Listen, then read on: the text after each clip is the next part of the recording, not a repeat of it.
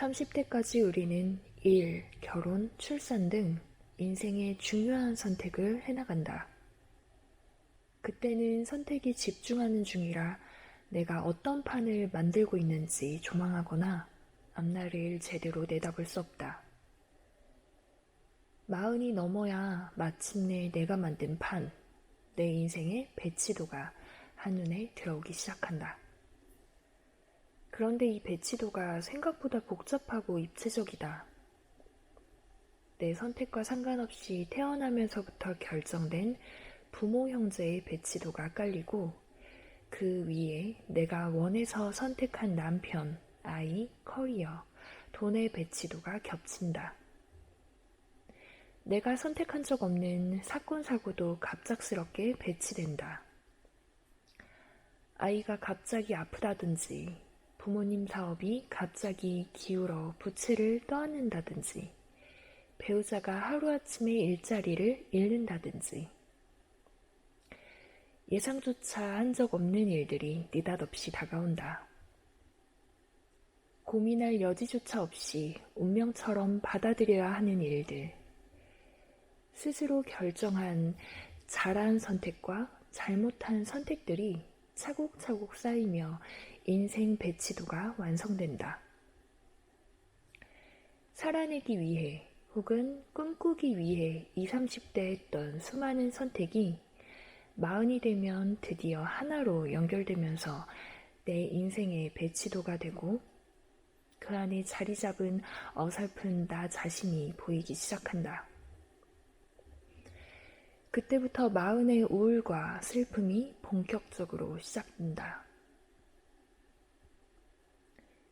어떻게 살아야 할지 분명하지 않지만 한 가지 확실하게 아는 것은 내 인생의 배치도에서 무엇 하나 함부로 뺄 수 없다는 점이다. 이쪽을 빼면 저쪽이 기울고 한쪽을 신경 쓰는 동안 다른 한쪽이 부실해진다. 돈과 일, 가족과 꿈 등 워낙 많은 것들이 각자의 명분을 가지고 입체적으로 얽혀 있으니 이것을 빼면 저것이 무너진다. 다 떠안고 가기에는 힘에 부치지만 줄일 것도 뺄 것도 좀처럼 찾기가 어렵다. 40대가 되면 옴짝달싹 할 수 없는 감옥에 갇힌 느낌이 드는 이유다. 내가 40에 스스로에게 가장 많이 했던 질문도 이게 맞나? 였다. 남들도 나처럼 이렇게 힘들게 사나? 지금 이렇게 고생하면 나중에 뭐라도 되는 게 맞나? 그런데 이제와 돌이켜보니 나를 몰아세우며 숱하게 던졌던 이 질문들은 역설적으로 내 인생 배치도가 1차로 완성됐다는 뜻을 품고 있었다. 40대를 앞서 지나온 사람으로서 나는 분명히 말할 수 있다. 뭐라도 되려고 만든 인생 배치도가 맞다. 그 인생 배치도의 주인공이 나라는 사실도 맞고 주인공 역할을 어떻게 해내느냐에 따라 내 인생의 미래의 배치도가 달라진다는 사실 역시 맞다.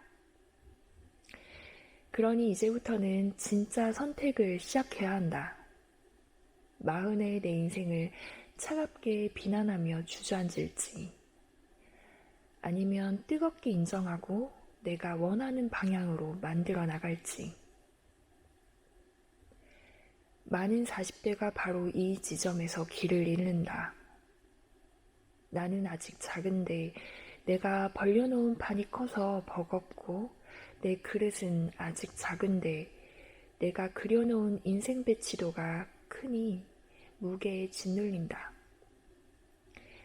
그러니 내 인생을 후회하고 좌절하며 과거를 돌아보는데 자꾸 시간을 쓰는 것이다.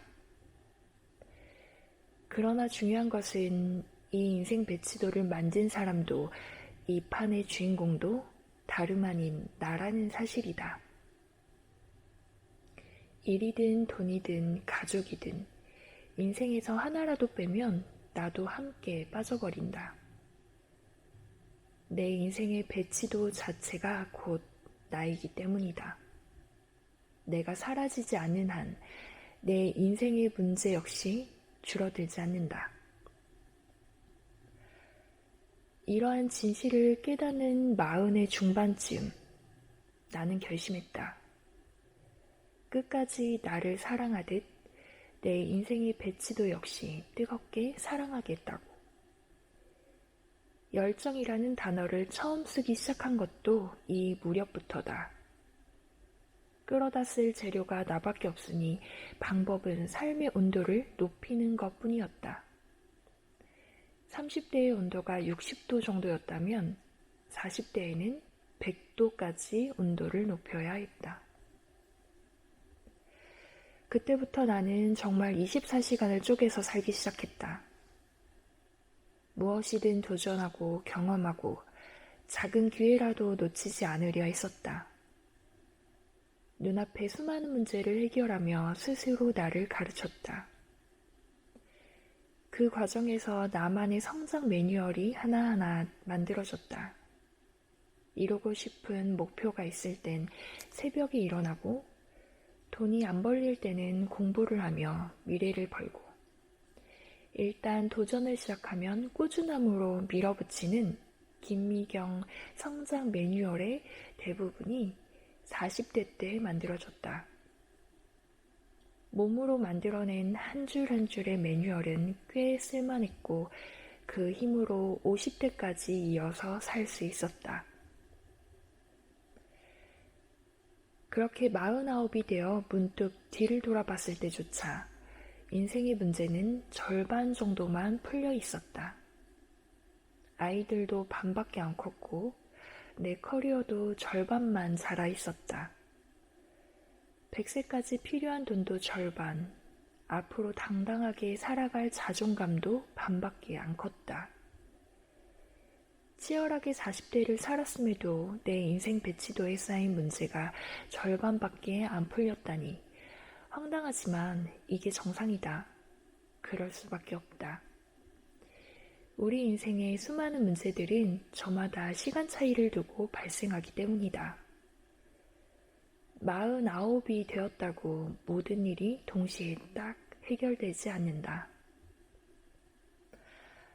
하루 24시간 안에도 시시각각이 맡은 일과 역할이 있듯이 모든 것을 40에 다 우겨넣을 수 없다.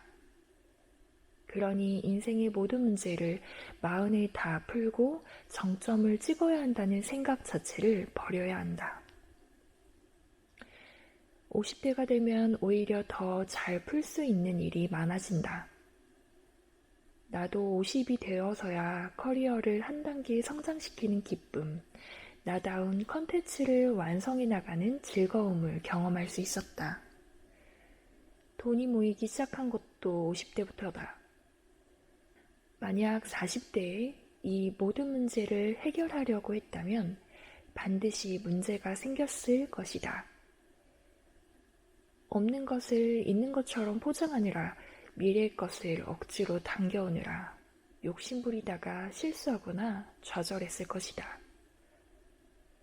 40대에 최선을 다해 나만의 성장 매뉴얼을 만들었다면 50대에는 훨씬 수월하고 세련되게 문제를 풀 수 있다. 한 뼘 더 성숙해진 50대의 나를 믿고 문제의 절반을 맡겨도 좋단 뜻이다. 괜찮다. 이만하면 잘했다. 딱 절반만 해놓자. 그래도 된다. 실제로 내가 40의 나에게 자주 했던 말이다. 살다 보면 내 인생을 향한 뜨거운 사랑과 열정보다 눈앞의 문제가 너무 커서 기대와 체념 사이를 오갈 때가 있다. 갑자기 멘탈이 흔들리거나 다 때려치우고 싶은 날도 있을 것이다. 그럴 때는 초조함과 욕심을 내려놓고 문제의 절반만 푼다고 생각하자. 내 문제를 너그럽게 대해야 작은 것도 칭찬하게 되고 내 꿈에 여유를 줘야 다시 시작할 용기가 생긴다. 물론 40에는 이런 인생의 진실을 깨닫기 쉽지 않다. 50대가 되어서야 모든 것이 선명해진다. 바로 이것이 내가 이 책을 쓴 이유이다. 그 시간을 지나지 않고는 쉽게 깨달을 수 없는 것들에 대해 미리 알려주고 어렴풋이 알고는 있지만 확신이 들지 않은 점들에 대해 당신이 맞다, 잘하고 있다고 말해주기 위해서다. 나에게 돌아가고 싶은 나이가 있다면 바로 40대다. 사느라 힘들어 미처 못해준 위로와 칭찬을 마흔의 나에게 마음껏 해주고 싶어서다. 이 책은 그런 마흔들을 위해 썼다. 지쳐있는 마흔은 따스하게 안아주고 포기하고 싶은 마흔에게는 삶의 힌트를 주고 모든 것을 다 그만두고 싶다는 마흔에게는 쓴소리를 마다하지 않았다. 내 마흔을 진심으로 대하듯 당신의 마흔을 뜨겁게 안아주고 싶었다. 이제 나를 위한 특별한 인생 수업을 시작하자. 한 번의 마흔 수업이 끝날 때마다 여러분은 스스로를 더 뜨겁게 사랑하게 될 것이다. 그리고 인생 절반의 문제를 풀어낸 실력으로 마흔 이후의 인생도 행복하게 만들어 나갈 수 있을 것이다. 마흔은 당신의 진짜 인생이 시작되는 시간이다.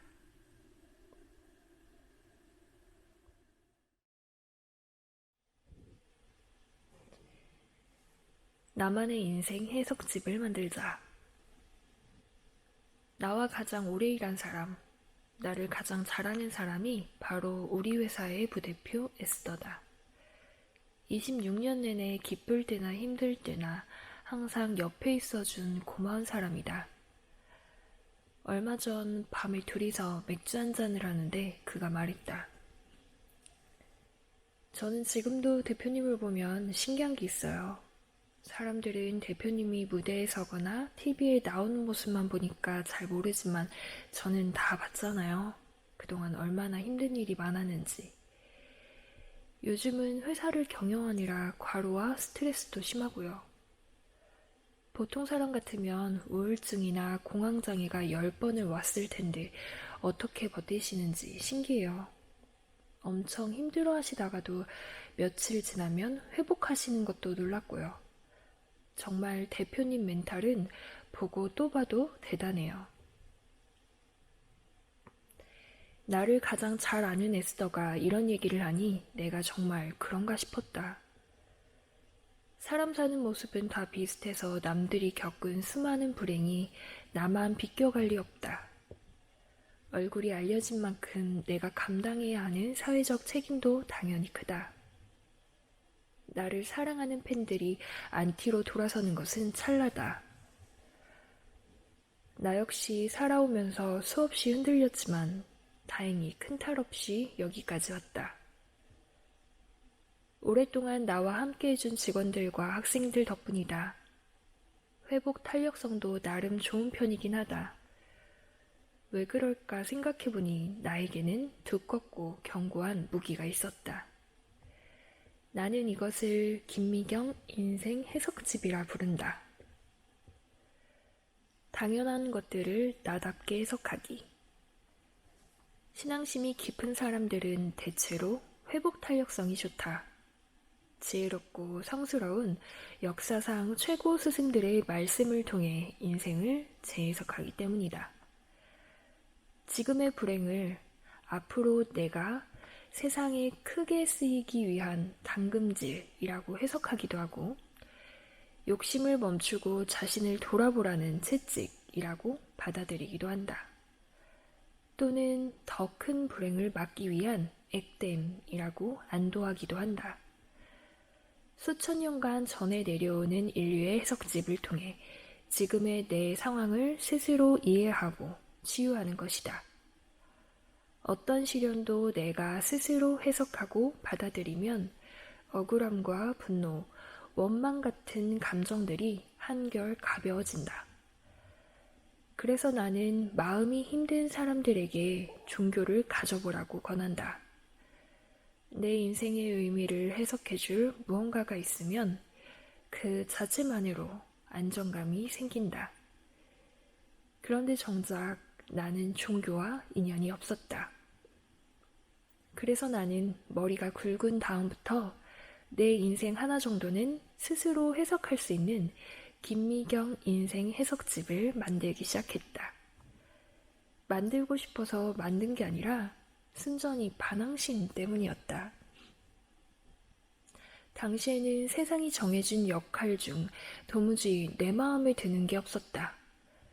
왜 결혼하면 여자가 살림을 책임져야 하는지, 왜 명절에 친정에 가는 걸 눈치 봐야 하는지, 왜 육아는 엄마가 전담해야 하는지. 물론 토달지 않고 살아도 큰 문제는 없었지만 받아들이면 받아들일수록 이건 아니다 싶은 것이 한두 가지가 아니었다. 그 시절 여자들이 아무렇지 않게 남편이 일하라고 허락해줬어요 하면 그게 왜 허락받을 문제지? 허락을 못 받으면 자신의 미래를 스스로 결정할 수 없다는 거야? 왜 이렇게 순순히 인생 권리를 포기하지? 싶어 화가 났다. 30년 전 대한민국 여자의 삶은 이 정도로 문제가 많았다. 내가 태어나기도 전에 사회가 만든 룰이 내 마음에 들지 않고 나에게 이롭지도 않으니 격렬하게 재해석할 수밖에. 나만의 인생 해석집이 없으면 남이 정해주는 대로 살 수밖에 없다. 말로는 주도적인 인생을 살고 싶다고 하지만 우리 대부분은 사회가 합의한 룰에 맞춰 살아간다. 문제는 거기에서 조금만 벗어나면 죄책감이 들거나 불안해진 않은 것이다. 아직도 많은 워킹맘이 아이를 직접 돌보지 못하는 것에 죄책감을 갖는다. 그런데 조금만 생각해보면 너무 이상하지 않은가? 아이는 부부가 같이 낳았는데 왜 직장에서 열심히 일하는 게 아빠는 자랑스럽고 엄마는 미안해해야 하는 건가? 이렇게 하나하나 따져가며 나는 나만의 인생 지침을 하나씩 만들기 시작했다. 아내가 맞벌이 하길 원하면 남편도 맞밥을 해라. 부부는 서로의 꿈을 키워주는 부모다. 남편과 아이가 1순위라면 나는 0순위다. 여자의 일과 삶, 꿈을 재해석하며 최대한 억울하지 않게 살려고 했었다. 그러면서 점점 세상의 많은 당연한 것들을 나답게 재해석하기 시작했다. 무엇이 옳고 그른지부터 인간관계를 맺을 때 가장 중요한 것은 무엇인지, 내가 생각하는 행복이란 무엇인지, 내가 정의하는 성공은 무엇인지 등을 쓰기 시작했다. 김미경 인생 해석집에서 가장 두꺼운 챕터는 바로 불행편이다. 크고 작은 사건들을 숱하게 겪으며 나는 내 삶에 닥친 불행을 수없이 재해석했다. 부러진 나뭇가지는 반드시 다른 곳을 가리킨다. 이 불행은 내 편이다. 죽을 만큼 힘들 때는 밥 먹고 숨만 쉬어도 된다. 힘들다는 건 힘이 생기고 있다는 뜻이다. 인생에서 벌어지는 모든 현상은 무색무취다. 그 자체로 나쁜 것도 좋은 것도 없다. 다만 내가 해석한 대로 인생의 색이 칠해질 뿐이다. 모두 내가 몸으로 겪어내면서 만든 가장 나다운 인생 해석이다. 이렇게 직접 만든 한 줄 한 줄의 인생 해석집은 살면서 비슷한 일이 닥쳤을 때 언제든지 다시 꺼내 쓸 수 있다. 이 세상에서 나를 가장 사랑하는 사람, 나 자신만이 줄 수 있는 해답이기에 누구의 위로와 격려보다 큰 힘이 된다. 그러니 당신도 당신만의 인생 해석집을 꼭 만들어 보길. 자신만의 해석집이 두꺼워질 때마다 불행한 일이 생겨도 예전만큼 흔들리지 않고 회복도 빨라지는 걸 확인할 수 있을 것이다.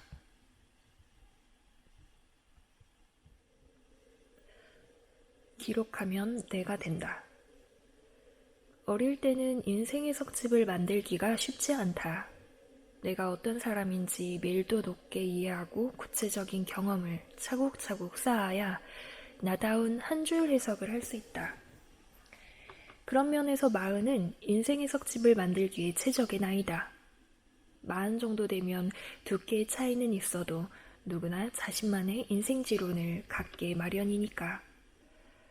우리 회사에서 브랜딩 디렉터로 일하는 세라는 나 못지않게 회복 탄력성이 강한 사람이다. 평생 프리랜서로 일하다가 나와 맺은 인연으로 마흔에 우리 회사에서 첫 직장 생활을 시작했다. 초반에는 조직 생활에 적응하느라 스트레스가 이만저만이 아니었다. 원래 세라는 잘 웃고 잘 우는 사람이다. 감정이 풍부한 만큼 흔들리는 게 수없이 보였는데 며칠 지나면 안정을 되찾는다. 어쩌면 저렇게 자존감이 높을까 싶어 대화를 해보니 세라에게도 자신만의 두꺼운 인생 해석집이 있었다.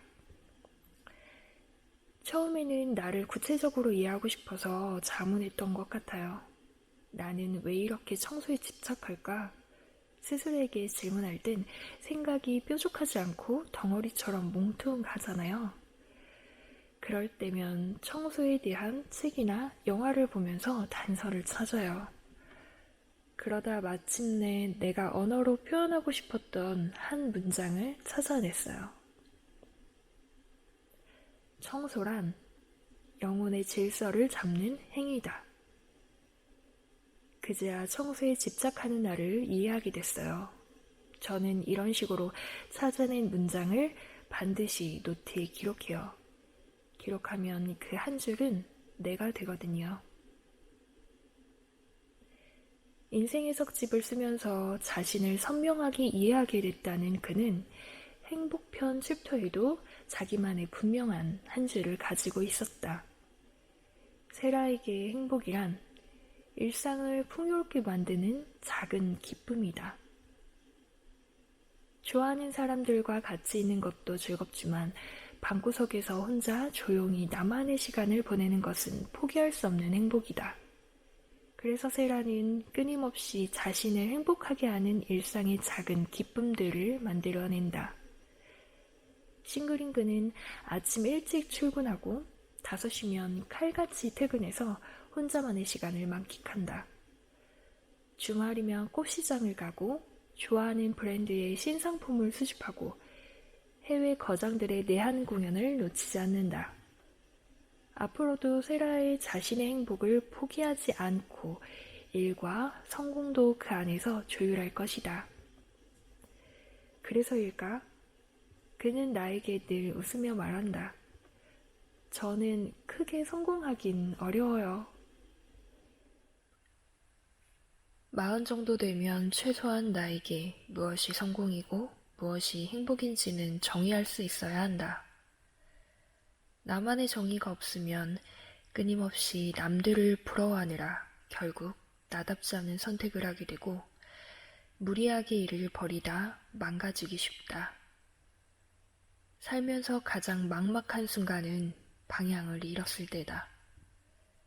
자신만의 인생의 석집이 없으면 새로운 변수가 생길 때마다 이리저리 흔들리고 헤맬 수밖에 없다.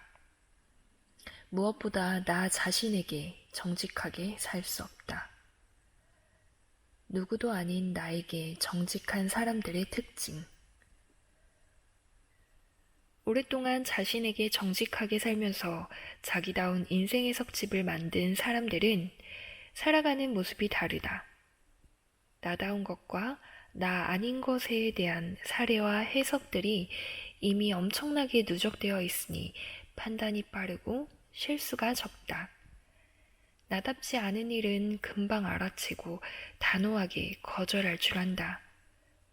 그럼에도 불구하고 본인의 의지대로 통제할 수 없는 상황이 오면 자신을 위한 가장 좋은 해석을 해내고야만 한다.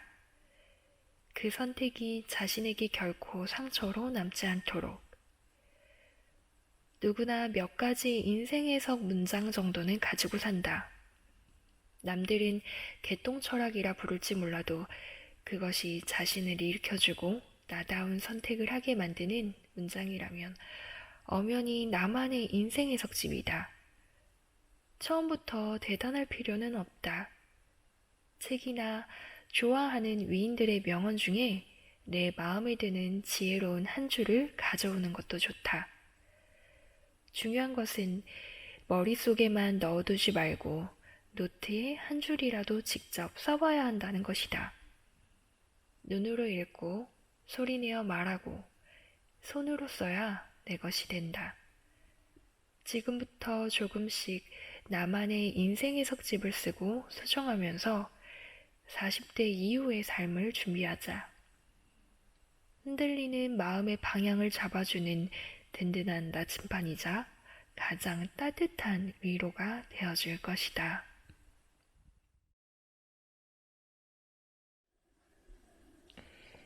어린 시절 TV를 통해 김미경님의 강의를 본 기억이 있다. 유창한 말솜씨와 흡입력 있는 강의는 아직도 생생히 기억난다. 부부관계, 부모와 자식 간의 관계 등에 관한 강의였는데 아직도 강의하는 그녀의 모습이 눈앞에 그려지는 걸 보면 큰 임팩트로 나에게 다가왔던 것 같다. 아마도 훗날 내가 강의를 위해 강단에 섰던 때 그녀의 영향력이 꽤나 컸을 것이다. 내가 매스컴을 통해 바라본 그녀는 우리네 엄마들이 당당한 아내로서 주체적인 삶을 사는 엄마로서의 삶에 힘을 실어주었다. 엄마들의 여가 시간, 그들의 삶을 대변해주고 위로와 위안의 역할을 해주곤 했다. 수년이 지나 책으로 만난 그녀는 그때와는 또 다른 의미로 나에게 임팩트를 주었다. 책을 읽는 동안 내가 가지고 있던 생애에 관한 시간의 고정관념과 같이 만들어진 틀에 금이 가기 시작했다. 그 틈을 통해 내 생애의 시간이 10년쯤 과거로 돌아간 듯 보상받은 기분이랄까? 제목에 나온 꼭 40의 사람들에게만 국한된 내용이 아니다. 30대부터 40, 60대까지 다양한 연령대의 사람들이 읽어보면 좋을 듯하다. 나는 특히나 이 책을 30대 친구들에게 많이 추천을 하였는데 그들이 이 책을 읽는다면 지금 가고자 하는 방향에 조금 더 선명한 힘이 실릴 것이고 중장년층에게는 그동안 걸어온 길이 나침반이 되어 잠시 멈춰있던 배의 돛에 미풍을 불어줄 것이다. 나는 현재 여행 중이다. 여행길 함께한 김미경의 마음 수업은 앞으로의 삶의 여정을 순항하기 위한 좋은 지침서가 될 듯하다. 책을 읽는 동안 마치 인생의 조력자를 만난 듯한 혹은 멘토에게 적당한 농도와 깊이로 삶에 관한 이야기를 듣는 기분. 여러분도 꼭 경험해 보길 바란다. 오늘 영상은 내가 사랑하는 피아니스트 청리님의 곡으로 마무리하려고 한다.